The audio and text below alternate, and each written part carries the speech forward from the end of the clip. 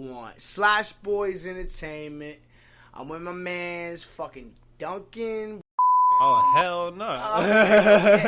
Yeah, go ahead and delete that already. Let's start over. Nah, I'm going to leave that in. Just beep it out. Don't worry about it. Yeah, I was about to say, damn, bro. He fit out the whole government. We in there. I can't hear you now. Nah. Don't worry about it. Wait. I like hearing me. All right. Just a little bit higher. All right, cool. Mine needed to be turned down. There we go. Now we're cooking. All right. Sloshed Boyz Entertainment. I got my fucking brother from a different mother. Woo. We don't even know if that might not be true. Who knows? But fucking my good friend Duncan, we grew up together. He is my brother, my blood, my family. I will kill somebody for this motherfucker. We don't even gotta beep that out because that's hypothetical. But this motherfucker came all the way down from New York, come have a conversation, and just chill with his buddy. So Duncan, hey, how was that bus ride down from New York? Hey, the bus drive was better than paying the fares for the goddamn tolls, honestly. And it gave me some time to think, and I ain't even mad at it, for real. But yeah, this man right here, the Sloshed Boyz Entertainment CEO, just to let you know, this been my homie forever, yo. This my brother right here. I mean, that's kind of where I wanted to start everything off, was where me and you met, bro. I believe it was 7th grade shop class. We were 12 years old. We both showed up to the first day of 7th grade late with the door locked. And that bald teacher, Mr. Walker, opened up the door, just looked both of us in the eyes, and we're like, yeah, these are the two kids that are going to be the fucking problems. Something like that. And, I mean, me and you just kind of clicked off. Like, I remember, I think there was some talk about weed, some talk about, like, I don't play flag football in my neighborhood. We tackle the shit out of each other. And then immediately, it was like a 2.5 minute conversation. It's like, all right, that's going to be like my best friend for the rest of my fucking life. What's up, Duncan? I mean, yeah, it's just coming from certain circumstances. It was real cool to see somebody, especially like from the area, still be real, Yeah, I mean, because you and me, we definitely had different shit to deal with. I'll go ahead and say it. You had a lot more to deal with me than me. I mean, on top of just the skin color aspect, that one sucks. But like that's something. I mean, I love my skin color first and foremost. Hold on. Didn't say you didn't. I love it too, baby boy. Nah, but that's something that me and Nick were talking about, was how. All right. First, let's just give everybody some insight on what he talking about. First and foremost, y'all can't see me. I'm a little light skinned, so yeah, definitely on the blacker side. In the neighborhood that we met, I just happened to be going through a situation where I ended up there, and this I would say a nice establishment. Yeah. I feel like I could say that about Lake Braddock. They do have a nice establishment. They do. They got some good teachers in there too. Mm-hmm. And that's what me and Nick were talking about in a previous episode that I hope the viewers get to actually see, is that we were talking about how you can make a small mistake as a most of the times a boy or a kid, especially if you're fucking black, when you're in 5th, 6th grade, and that shit follows you to your high school or middle school, and then next thing you know, you got a fucking target on your back. And then you say, instead of trying to be a better person, everyone already thinks you're a piece of shit, lean into it. I'm about to make some money. If everybody thinks I'm a drug dealer already, why am I not just going to lean into it if everyone's hitting me up so I can have opportunity to make money? Are you speaking about me or you? Both of us. Alright. I mean, I ain't gonna say, Nothing incriminating. Of course not. But, I'm not gonna say that at the end of the day, dealing with those type of circumstances, it's not necessarily because like somebody's color or anything else, but at the end of the day, like if you struggling, I've always learned at the end of the day, like you gotta be self-sufficient, and if you gotta get it, get it. Exactly, and that was another thing that I felt like our schools didn't offer. It was either you're good in class, and you're gonna and the teachers know you're gonna go to college, and that's the only ones they help. They don't fucking help any of the other kids that. And I'm sorry to say this, but the world's gotta have some ditch diggers. The world's gotta have some fucking grocery store stalkers. The world's gotta have plumbers. Like what, and the whole fucking, if you don't go to college or you're not, built for that path, you're thrown aside. Like completely. Completely. I mean, yeah. As far as like education and stuff, like there's definitely different areas that lack the education that they need, or lack the funding, or lack, whatever type of like jurisdiction legislate has to be in.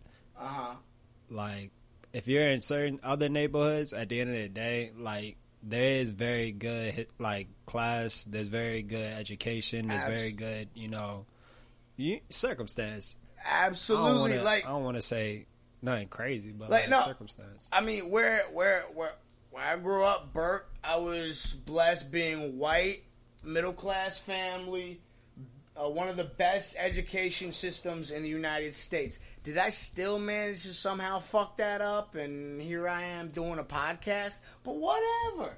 Hey, I don't see that as a failure. Nah. I'm honestly joking, I see if you love something hard enough, at the end of the day, you can figure out a way to make what you love make money for you. That's what I'm saying. And that's something that I wanted to get into was, so you left Lake Braddock when we were in like 8th, 9th grade, and you came down actually to where we're recording the podcast, your old neighborhood in Woodbridge. Hey, my man's moved to the projects, bro. Woo, woo. Like, this nigga funny. They call Woodbridge Hood Bridge. I ain't never think I see my man's here. Yeah, Duncan showed me how to survive. But, nah. I mean, and then I know when you came down here, it started getting a little more hectic. You started doing your thing, and you got into some trouble. Now, like, you got into a trouble at a young age. Very, very young age. Like, I feel like that's something that it's a unique experience about you, especially the way you turned out. I mean, seriously, bro. Like, you're fucking doing amazing. Mm-hmm. You can always do better, bro. Yeah.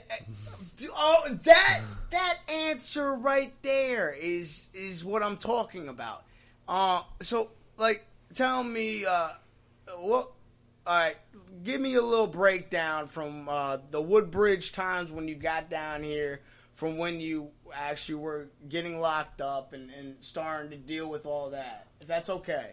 I mean, I ain't gonna go into too much detail. No. You don't gotta tell the case. Hey, look, at the end of the day, I'm trying to be the example to say that everybody that, comes from where I come from doesn't just have one option. Everybody that, is hungry enough to go get what they want is gonna get it. And me, like, I did get locked up at 16. I wound up doing 5 years and then came home when I was 21. And it wasn't just being locked up for 5 years. You got locked up when you were 16 and tried as an adult. Yeah. So, So explain that. Explain being locked up, tried as an adult, and being introduced to a facility filled with adult murderers, rapists, members on death row. I mean, how the fuck did you handle that as an actual juvenile? I mean, at the end of the day, when you put up to them points, you just gotta go, and there's not much to say on that because, I mean, honestly, once you sentence, it's done, and you gotta deal with it, and you either gotta make it through it stronger or you gotta make it through it weaker, and so it's that whole mindset of this shit's already done. It's said for. There's no point in sitting here and being pissed off, sad, crying, depressed, because that's not gonna fix nothing. Kind of. I mean, that's the mentality you should always have. At the end of the day, I ain't gonna say everything is fair when it comes up to judgment, but no, not at all. I mean, at the end of the day, in those type of situations, you just gotta deal with what you gotta deal with. And I got locked up at 16, wound up coming home at 21. You know, got out. It was pretty funny. I actually met up with my man Ian. He's one of my best friends, like I told y'all. That was one of the fucking happiest days of my life, bro. I swear to God, man. I fucking love your ass, man. Give me motherfucking love. I seen him walking down, and I remember him when he was staying on the couch at the crib, and he had his prison routine still down, and I couldn't complain. The house was spotless for months on end. I mean, he was mopping, just cleaning every square inch of the apartment, and at the end of the day, I felt bad because I was going on a bender and at the worst part of my life, and which is continued a little bit. It's gotten a little better, I'll admit that, but you know. Hey, I appreciate that, and my bad you had to deal with that, but the state it's my dog. I go through anything with this nigga. I do a die with him, like, it's my dog. And that was the funny thing was the state actually did release Duncan to my custody. They saw me as the responsible and fit caretaker. Hey, look. As long as you got me, I got you, boss man. Hey, bro, and that's what it is. That's how it's been since 7th grade, baby. Shit. So, fucking on to this deep shit. I still do want to talk a little bit more about the prison stuff, but more on the lighter side. Depending on who you are and the situations of the stories. You told me some pretty wild situations. I remember one specific story when I had asked you. I was like, hey, what's the craziest shit you seen? You know, you hear about rape in prison through movies and, you know, like all that shit. And I was like, what's the craziest shit you said? You looked at me and said, I knew this golden boxer, and some other guy was fucking with him, just getting in his face, or they got into some altercation. So the golden glove boxer, fucking golden glove boxer. Shut up, yeah, whatever. I'm not a boxer. I'm a lover, not a fighter. This big, and he was also gay, if I'm believing that correctly. Not that he's in a men's prison, so not that it matters. but now, anyways, the boxer looked to this other guy that was trying to, you know, I guess, puff his chest and said, "I'm gonna knock you out and suck your dick." Now, I've been on some dark parts of the internet. I've seen movies that have been banned in other countries. I just can't really wrap my head around the actual trauma that comes with hearing that and then being knocked out. And then on top of that, did he suck your dick? Did he not? No one's gonna tell you. Hey, hey, you asked me the scariest thing I ever seen, and honestly, that would be a scary situation for me. Cause me, I don't got no other choice but to take you out. Like, yeah, I mean, at that point, I'm just like, all right, it's either you got one option. He's dying, or I'm getting knocked out and my dick sucked. That's what it's looking like. Hey, nothing against, other people's walk of life, but, me, that's crossing the line for me. I ain't into it, but shout out to all my peoples around, yeah. Nah, fuck that. I'll play. Duncan knows I'm a very liberal. I'm actually considered a feminist. Duncan doesn't know this. This is actually a feminist podcast. We were also sponsored by the Black Israelites. Oh yeah, yeah. They love us. That's what's up, man. Oh shit. Okay. Any more? Just insights to when you were in there, and I don't want to keep badgering you about it or anything, because it's the first time I seen you. But like I said, man, this is some shit that not a lot of people get insight to, and you got to experience it from a very young age, which makes it a little more interesting. And then we're gonna get into the next part after, which makes it even better, in a good way. Anything else you wanna from your time spent inside? I mean, with all that time at your hands, you gotta choose what you're gonna do with it, and you either gonna be somebody that's gonna go get it, somebody who's not gonna make no other option for themselves, or somebody that's gonna sit down and just take the easy way out. Okay. So, in the back of your head, when you first got in there, or even halfway through, when did you think to yourself or make the decision, I'm not coming back here? And I know nothing's ever set in stone. Shit can happen. Yeah, I'm not bringing anything up, but when did you make the decision? Okay, I'm not getting back here. This is not where I'm trying to be at. What's my next move from here to progress on and get on with my life and get where to I want to be?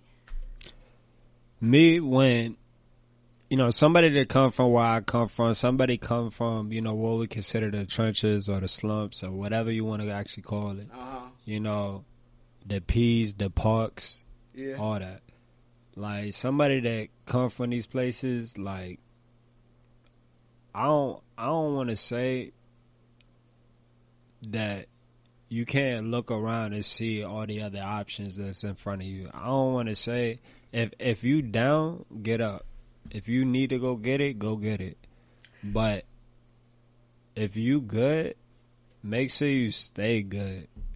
And with all that time, honestly, all I did was study. All I figured out was how I can get it without, actually getting in trouble or, doing it for the people, but beating the system. That's why I fuck with you so much, bro. Is because you've literally proved everybody wrong except for me. I swear to fucking God. That's why you my dog, bro. I always look. I always looked at your situation and fucking, you came out of it and you fucking conquered the fucking world. Okay, I wouldn't say all that. No. From my perspective, Duncan. Okay, you lived on my couch for a fucking year. I walked out of Richmond to move to Virginia Beach. I don't even think it was a full year, actually. Nah, not even a full year. But I think it was like 6 months. Nah, 8. 8? Meet me in the middle, 9. We'll go back to 8. Anyway, but that's not the conclusion. Alright. What I'm saying is, like, I left Richmond. You stayed there another year, and then another 6 months or something like that. Yeah, it was like 6-8 months. And bro, I went to Virginia Beach and I was a drunk construction worker, knowing I had a substance abuse problem and just chasing after women that fucked me over, that didn't care about me, that I already knew about. And you went through so much more bullshit than me, and then it's just like, he got locked up. He had a shit hand of cards, and now he's making life look like it's the fucking easiest thing to do. Nah. And it's not. It's not easy. And it's not. No, bro. And that's why I'm saying I have fucking respect for you, because not only did you do it, you fucking made so much strides past your struggles and your fucking adversities, bro, and you did all this shit from yourself, and we're about to get into... I mean, we can always do better, and there's always things to work on, so, I mean, we not there until we there. Exactly. I feel that, but, like, man, like, this fucking kid I'm sitting next to, man, is, like, he's seriously... People say, you know... You meet somebody special every day. Nah, this is a motherfucker you meet special every 100 years. He's the Highlander. He's one of the chosen ones. Hey. I mean, whoo. Shout out to Duncans around the world. Nah, I ain't gonna say all that. But I mean, can we talk about, like, okay, so you got out of prison. And what credentials did you have when you got out, you know? I mean, I'm a certified carpenter, and I'm also a certified painter and a certified drywaller. Did you get your GED? Oh, yeah. I got my GED at 16. Also receives the GED. I know a rich motherfucker who lives not 5 miles down from here, hasn't worked a single day in his life at a real job, doesn't have a GED. What the fuck is that?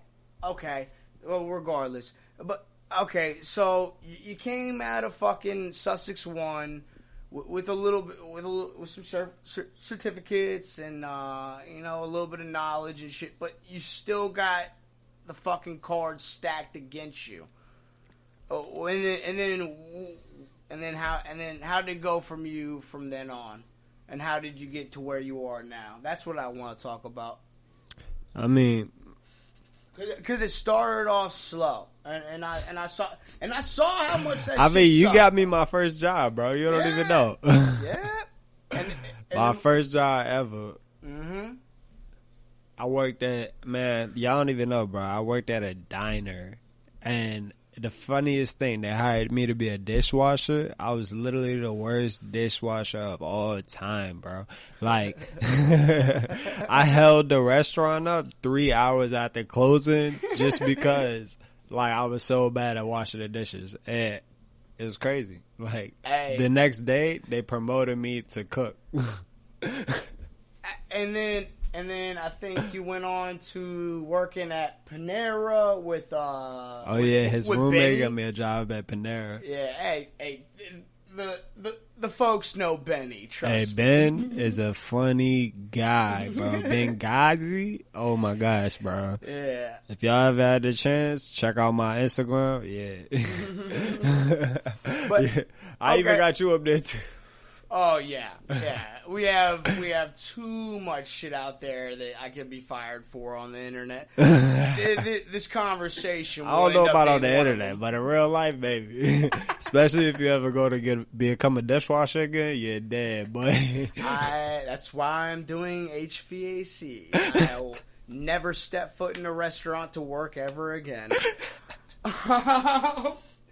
But nah, okay, so you dealt with like the year and a half after Richmond, and when you were about to be leaving Richmond, you come over to the house and you're telling me about this Verizon job you got. And what it sounded like to me was just canvassing, knocking on people's doors, and you know, I didn't want to break your spirit down, and I was just like, good for you, man. You got a job soliciting. Yo. And I had no fucking. I just didn't believe in you, bro. I didn't believe in you. Hey, look. I was like, dude, go back to you want to know the truth? Dishwashing. You know what? You want to know the truth? What's that? Hey, bro. It's people like you, the reason why I make so much money, bro. That's why you grind. Yeah. Hey, look. I swear, it's people like that. The reason why I get so much money. If don't nobody else want to do it, cool. For real, if you ever go to start a business, this is the first thing you do. Because your business don't grow if you don't have marketing. I mean, and that's the biggest part I feel bad about, how when I left to Virginia Beach and you went on to do your thing, was I never once really listened to what you were saying about what you were doing. I thought you were hyping it up a little bit because you have been a little cocky growing up a little bit. A lot of it, you back up. Come on. Hey, real. Give me a sec, bro. Because, hey, look, there's nothing I don't talk about. And it's funny because I don't even talk much. So if I do talk, like, it's going to be facts. I haven't. You have proved me wrong is all I'm going to say. But anyways, so Duncan leaves fucking Richmond with this job that I'm perceiving as just some fucking knocking on someone's doors, getting the door slammed in his face, and I'm a little worried, you know. He calls me probably a year later. He's already been moved and promoted, moved up to Baltimore, and he's running his you should handle this part. Hey, look, yeah, let me take care of this. Yeah. Cause I mean, yeah, I got promoted into a position that gave me the opportunity to do what I wanted.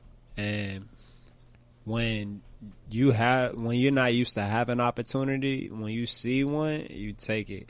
And at the end of the day, whenever I lock into something, that's like, there's no other option but to get it done. So, what's good? I mean, that's... So, I fucking hate that whole saying everything happens for a reason. I really fucking do. Because there's a lot of things in life that, especially traumatic or fucked up experiences... And I'm going to be selfish and say that I've gone through, I'm just like, what the fuck is this? How is this helping me? What reason did this happen for? Why did I get a DUI? Why did I get my third drunk in public? Yeah, the sole control of everything in your existence. That's sarcasm. Never. But, no, I mean, that's, like, why... Like, Duncan is somebody that I honestly look up to because of what the fuck he has done based off the bullshit he's had to deal with. And I feel like I was going off on this earlier in my solo podcast. I don't know if it's going to come out before or after this, but regardless, the message is still the same. It's up to you, and it starts with you. It fucking does. Like, and I mean, you got to be real. Yeah, definitely. and what is the point of, okay, something bad happens to you? What is the best option? Are you going to sit around, cry, feel bad for yourself, become self-sabotaging piece of shit like I do? or are you gonna take a step back, think about what the fuck is the smartest move after that, and then just fucking get on with your life? Hey, look, this is chess, not checkers. Boom. This is chess. When you make moves, those moves matter. And I promise they matter. Take your decisions wisely, because every step you make, at the end of the day, I ain't gonna say it could be your last, but because you can always get up. It can be your last. Man, hey, look, it ain't last until it's the casket. If I still got breath, I'm still grinding. Yeah, no, I mean, that was another thing I was talking about in a solo podcast I did earlier today. Was just like, I feel like in our generation, there's a lot of just this give up mentality. You got to know the difference between attitude and mentality. Like, no, but I just don't understand why. Look, like, attitude is how you see the world. It's like your hourglass, bro. It's like, yeah, if you were a pirate looking out to sea, it would be what you put your focus on. But your mentality is like the vehicle, bro. Like, what you choose to put gas, what you choose to allow influence you, what you choose to allow to, get you to where you want to be your next, is, at the end of the day, what's going to be what pushes you. Yeah. So whatever you allow your attitude to be, whether negative or positive, like, you got to understand that, the result is only going to be the income, because, nothing is created nor destroyed. So energy is just transferable. If you have negative energy, you attract negative energy. True. I mean, I don't know for a fact. I'm not Neil deGrasse Tyson or some other science bitch, but my boy Duncan is pretty smart. I'll give him that now. Maybe 6 years ago, I'd been like, eh. Hey, look, 6 years ago, I was a champ. Don't ever get it twisted. We was all A honorables whenever we did go to school. Yeah, that was, you were in prison 6 years ago, buddy. I mean, hey, I got my GED. I still pass with honor rolls, bro. Well, that was the number one thing why I wanted you to be on here, man, is because just like what I was just saying with the COVID shit, with a lot of just pretty much like a lot of our generation and the people I know, it's this give up mentality, fucking like everything's over and done over the fucking most minuscule problem.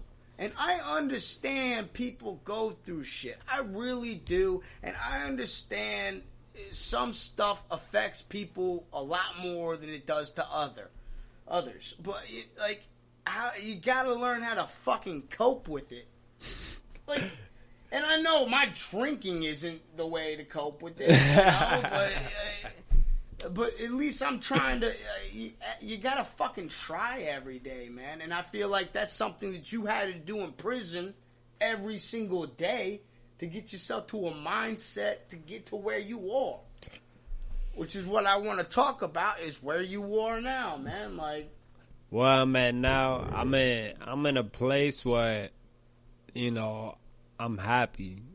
I'm in a place where I can say that everything that is mine is mine.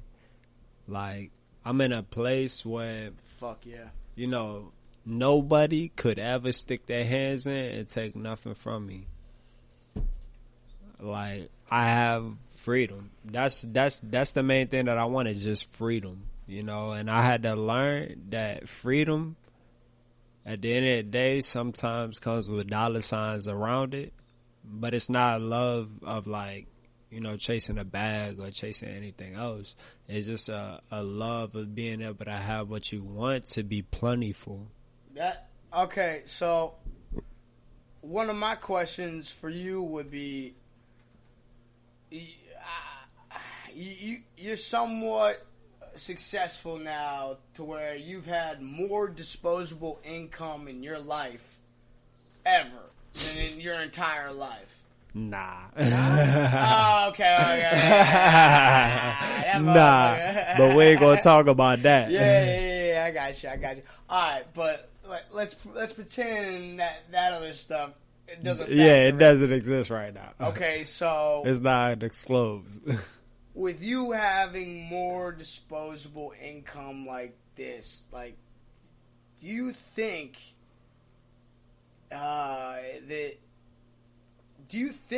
that what you went through really? Do you think it was beneficial? It wasn't progressive. It didn't help. You know. What do you mean? When I say progressive, I say it wasn't necessarily the right treatment. It wasn't necessarily the right judgment. It wasn't necessarily, the fair thing to do. To actually help you, to benefit you. Exactly. Like to fucking actually help you turn into the amazing person I feel like became. I feel like if you give the person the option, whether or not they can be sent to this option or whether or not they can choose to make a difference. Yeah. Like people that are locked up, bro, they study. They don't got time to do anything else. Like these people want to be better people. These people want to have like an opportunity to be able to see their children again. Like when I made the decision that I'll never be back here, that I'll turn whatever I need to turn around to make happen what I need to make happen. It was when one of my best friends in there. I'm not gonna say best friends, but it was one of my good friends. Okay. This man broke down crying because the lady took him off the phone from his kids. He's only been talking to him 5 minutes, and he can't even talk to his kids. He can't even say Happy Christmas. It was around Christmas. That's the see. And when people hear about people get locked up in prison, they think about, okay, the guy's gonna get raped. He's gonna get beat up. They don't know, but they don't think about that, like real shit like that. Like the fucking person who is close with their grandma and they passed away when they was locked away, and you didn't get to see him. You didn't go to the funeral. You didn't have to have your last. You didn't have your last fucking your word with them to get to anything. They're dead now. They're gone. What you were saying about your buddy whose fucking baby mama, wife, girlfriend, whoever it was, isn't gonna let him speak to his children on Christmas. And how long had he been locked up for? How long had that been going on? I can't say how long he been locked up for. I just can say Slim didn't get to use the phone like he wanted to. Like the phones get G checked, and if you ain't G, you ain't checked, nigga. Yeah. I can't say I've been locked up, but I've seen a couple documentaries, and I would not fit in great. I feel like you can hold your weight, bro. As long as you're a real nigga, like you can hold your weight along other real niggas. I ain't gonna say everybody a real nigga or anything, but at the end of the day, you got Slim, like you got a couple Slims around you that's real niggas. See, that's why I appreciated growing up with Duncan, because maybe he did introduce me to some of the bullshit that I got into, but he definitely trained me in enough aspects to hold my own. I always told you make your own decisions, but if you ever make this decision, this is how you do it. Yeah. You're right. God damn. I mean, alright, so we're at like 39 minutes right now. We've been talking about the prison shit. That was the main thing I wanted to talk about. But I want to get this is as I told you before. This is a comedy podcast. All right, cool. So let's talk about the past, the good parts of the past. Hey, we got a couple of stories. Hey, what you consider good over here, man? You said what? I said, what you consider good over here? Let me hear it. Nah, we got plenty of good stuff. I don't want to let the listeners feel like we don't got good shit. Okay. I just want to know where he at first. Oh, okay. I got the perfect one. Let me hear it. So this starts off. I think it was 9th grade. You had just ran off from Woodbridge, actually right across from in Mary's Way. Okay. One way project. Yeah. It's not PJ's. It's a one way station. Let y'all know. Yeah. Okay. So you ran off because you came home and the feds were at your crib, and you had shit. You had gun things in your house that you got already. It's done. Anyways, he had questionable items, so he needed to vacate the premises. Duncan decides to come over to my area. He stays at my house while government officials were looking for him. I'm trying to make it sound PG. Alright, the cops were looking for him. And anyways, fucking, so me and him are fucking around in the town that we met. And we're just going around, hanging out with bitches, just hanging out with our boys and shit. Next thing you know, me and Duncan, we're walking down this street headed down to our shopping center. You gotta cross a train. Shit. You gotta cross a train track. I just realized what he talking about. Yeah. So you gotta cross a train track. Now, these train tracks have been apparently so dangerous, people have been dying on them so much that they have railroad police officers. Hey, name one person that died from it. Erica Lynn. They didn't do it themselves. Erica Dunn. She didn't do it herself? No, she got hit by a rock. That was some, Final Destination shit, bro. Hey, look, I ain't never... What the hell did that happen?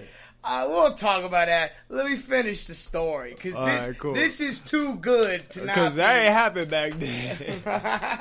None of rocks jumping up and shit. Alright, so, me and Duncan, we're going towards our main crossing point to where we see our 2 school cops, and they're blocking the way off. And they're like, what are you doing? You're not crossing. We say, what the fuck are you talking about? We're not crossing the train tracks. And we cut a right. And we're like, we'll just go down the tracks and then cross over, half a mile down. We cross over near the underpass. So Duncan, at this point, is on the run, on probation as a juvenile. For God knows what charges. I don't know what was actually filed, but he was on the run nonetheless. So, me and him get across the train tracks, and we're walking past this blue dumpster. We turn to our left, and there is a perfect plated, undercover fucking train track fed. He puts on the whoop whoop, and then walks out of his car. Walks up real casual. Real, I'm gonna fuck these kids today. Wow.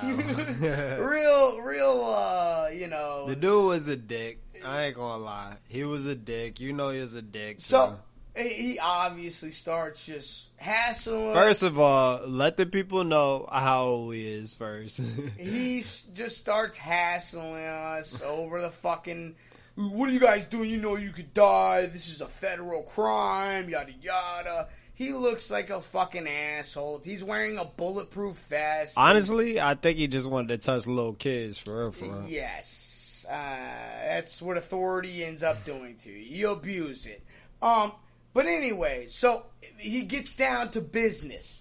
He says, all right, well, you guys got IDs. I'm like, yeah, fuck it. I pull out my ID. I don't even think it was a...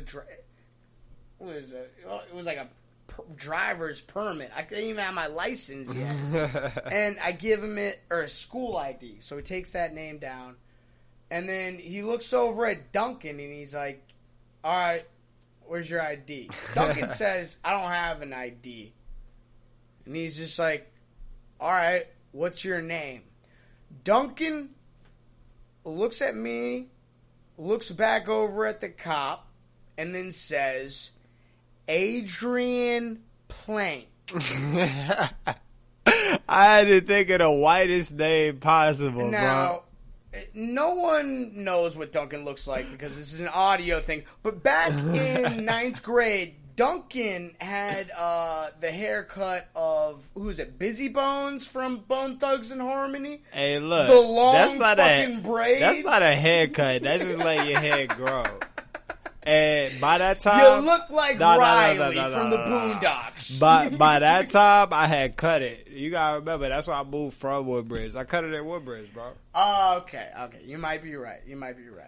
So, yeah. I mean, I'll go for, like, you know, Lil Fizz more or, like, you know, Curry more, something like that. But maybe, I mean...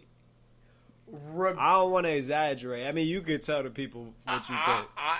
Hey, this isn't fake news, baby. This is the #1 Eastern Virginia broadcasting news source there is. So, that's not the bad part of the story. The bad part was that Duncan looked at this cop with a straight face and said his name was Adrian Plank. Hey. Hold on. You gotta think, man. I'm not even just think about it like this. You say, all right, cool. When cops ask you who you is, you good. When cops ask me who I am, I'm like, whoa. Because I have an ID.